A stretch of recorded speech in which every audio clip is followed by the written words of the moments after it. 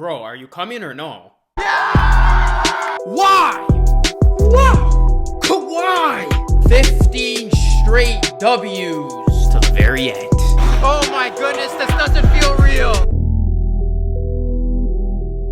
What is going on, everyone? Welcome back to another edition of Raps Report, a podcast where I talk about the Raptors and the NBA. I'm your host, Luca Rosano, and thumbs up if you got the reference at the beginning.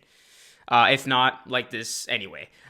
Today, we are going to talk about some free agent options for the Toronto Raptors in 2021 if Giannis Antetokounmpo re-signs with the Bucks. And there's a good chance he could re-sign with the Bucks. The Bucks believe they will re-sign Giannis Antetokounmpo. But here's the deal, guys. Giannis and the Bucks have up until December 21st, a day before the 2020-2021 NBA season begins, to get the supermax deal done. If they don't, Giannis will then become an unrestricted free agent next offseason, which will open up so many possibilities, not only for the Raptors, but every other team in the NBA with cap space. However, if Giannis and the Bucks do come to terms on a deal before December 21st, then that dream is essentially over of Giannis coming to Toronto. But that doesn't mean the Raptors still can't go out and get another big-time player. And in the show, we're going to take a look at a couple of options that the Raptors could go after. And a couple of these options include familiar faces. So before we get right into it, do me a solid favor, everyone. Like, subscribe to the channel if you are new, and make sure you ring the bell to stay notified on all of the videos that I post. Feel free to keep connected with me on social media. That's Instagram, Twitter, and TikTok. And as always, leave your comments down below. And if you like it that much, the show that is, share it with your friends and family. So it's been a wild offseason. And I mean, when isn't it a wild offseason when talking about the NBA? And recently, we saw a crazy trade go down with Russell Westbrook being traded to the Wizards for John Wall and a first-round pick.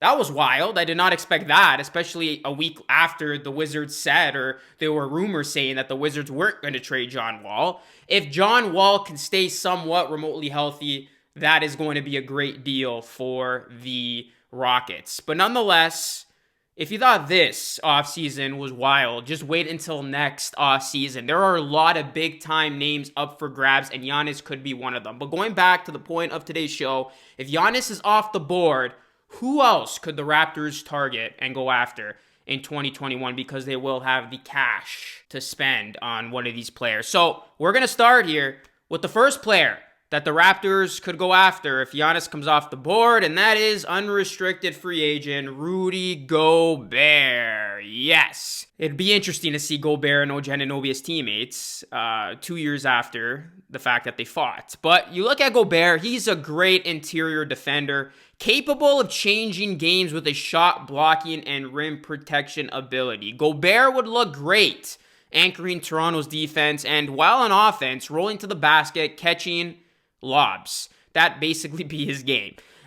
We've seen what Nurse can do with an aging Marc Gasol. So guys, just imagine a player like Gasol, but one who's a lot more athletic, who's a legitimate shot blocking threat, and who is a lot younger. Gobert could easily become the center of the franchise for many years to come. The only knock on Gobert's game is the fact that he has no three-point game. But, I mean, that doesn't matter when he's as dominant as he is on the inside. Gobert is a name that the Raptors could go after. Another free agent option, if Gobert isn't available, how about this guy? Another unrestricted free agent, Victor Oladipo. Of course, there were rumors a couple weeks ago that suggested that Oladipo jokingly said to other teams, hey, can I come play with y'all? And one of those teams was, of course, the Toronto Raptors. When healthy, Oladipo is an elite scorer, capable of taking games over with his athleticism and shot-making ability. You look at the Raptors' style of play, and it does lean heavily on getting everyone involved, but having a player who can just go out and get you a crunch-time bucket is exactly what the Raptors need, especially in the playoffs. We saw a lack of that in this past postseason run for the Raptors, so Victor Oladipo could be an intriguing option here if he's available. The next player we're going to look at, he does have a player option, and that is Jrue Holiday. Holiday is one of the best two-way guards in the league, and he is a stat sheet stuffer. The only downfall to his game is his lack of three-point shooting ability and his durability. Jrue Holiday has had a career riddled with injuries, but when he's healthy, he is somebody you got to take note of when he's on the court. He has a great opportunity with Milwaukee this upcoming season to prove himself worthy enough of a max contract. So if he manages to do that and he does have a nice campaign with the Bucks, the Raptors could take a shot at him. The next player we're going to look at here, and this is a familiar face, unrestricted free agent, you guessed it, DeMar DeRozan. Wow. I can see a lot of you people right now, reacting to this either positively or negatively. But hey, we're going to entertain the possibility. This would serve as a lovely reunion between the Raptors and DeRozan. Bringing back DeRozan would definitely be a sentimental moment for the Raptors, but besides that, DeRozan is one of the league's elite scorers, having averaged more than 21 points per game in each of the last 7 seasons. Last year in San Antonio, he shot 54% from two-point range, including an excellent 45.8% on mid-range attempts from 10 to 19 feet out. Even though this reunion is unlikely, and no, I am not endorsing this because I've said many times in the past that I would not want to see DeMar DeRozan back on the Raptors because if it didn't work the first time, what makes you think it's going to work the second time? But for the sake of it, we won't rule it out. I mean, he's going to be available, and the Raptors do need a shot creator. DeRozan might not be that guy, but he's definitely capable of creating his own shot, and he has proven in the past with the Raptors that he could somewhat be that guy, at least just in the regular season and not in the playoffs. Okay, the final option player we're going to look at here, and this is one I'm heavily endorsing, and this is one that I might be going out on a limb, but nonetheless, it is a big-time player. It is a superstar player, and it is a player that helped bring a championship to this city back in 2019. He's got a player option. Kawhi frickin' Leonard. Now listen, if things don't work out for the Clippers this season, there could be a chance that Leonard will be looking to move to a different team once again that will allow him to compete and win another title. I mean, this guy's still so young.